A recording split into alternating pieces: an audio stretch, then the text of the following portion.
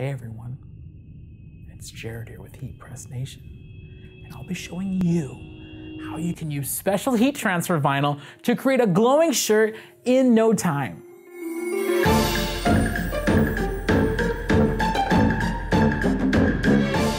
Heat transfer vinyl is one of the most popular ways to customize any garment, and it's not just limited to plain colors. To spook up for Halloween in particular, Siser offers a great glow-in-the-dark version of their popular EasyWeed vinyl, which charges its glow through light exposure. So the more light you give it, the more it'll glow at night. To apply EasyWeed Glow, set your heat press to 10 to 15 seconds at 305 degrees Fahrenheit with medium pressure. After cutting and weeding your transfer, prepare your shirt on the lower platen of your heat press. Then, place the transfer on the center of your shirt. We recommend using a positioning tool like our T-Square It to place your transfers precisely.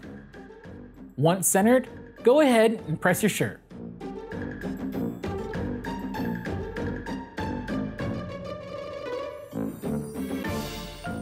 When the timer hits 0, open your machine and peel the transfer hot or cold. Now you're ready to bring your shirt into the night.